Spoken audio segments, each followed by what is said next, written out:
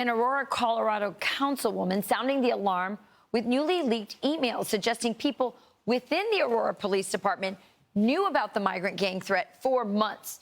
The councilwoman says an internal email went out last November saying, quote, TDA, or Tren de Aragua, has decided to make Denver their headquarters due to sanctuary policies and location.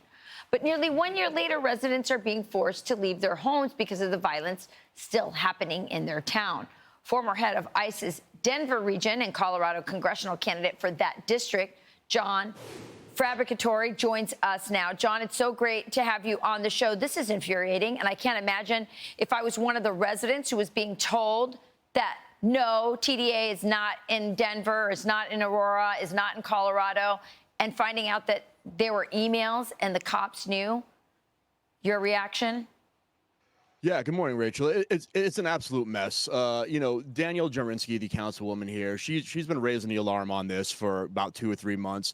Those of us like myself who have also been talking about this have been saying that Tren de Aragua was here, and leaders inside the community, the mayor, the city manager, the Aurora City Police Department leadership has denied it. And now these emails come out, and we're beginning to see exactly what they knew, at least for a year. Yeah, they're not the only ones who knew. The federal government knew, DHS knew. I've been talking all the time about Congressman Troy Nehls, who wrote a letter to Alejandro Mayorkas from Homeland Security, over 2.5 years ago, saying, hey, you guys know that these prisons are being, these prisons are releasing prisoners who are in TDA, and you're telling the Border Patrol, hey, look out for these guys, but you're not telling citizens that you know this is happening while the border is open.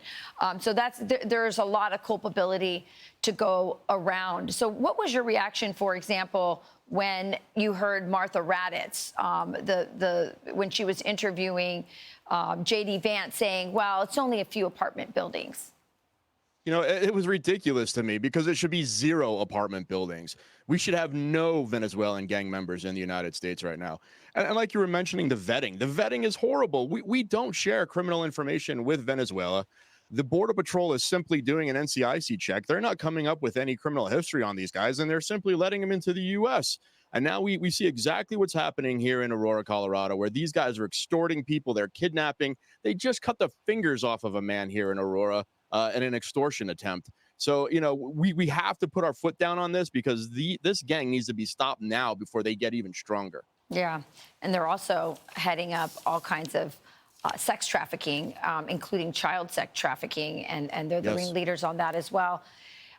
It's really great to have you on, John. Thanks for joining us. Thanks for sounding the alarm on it. And hopefully someone like you will get a leadership position to put an end to it. Appreciate it. Thank you. Appreciate it. Have a good morning. You got it.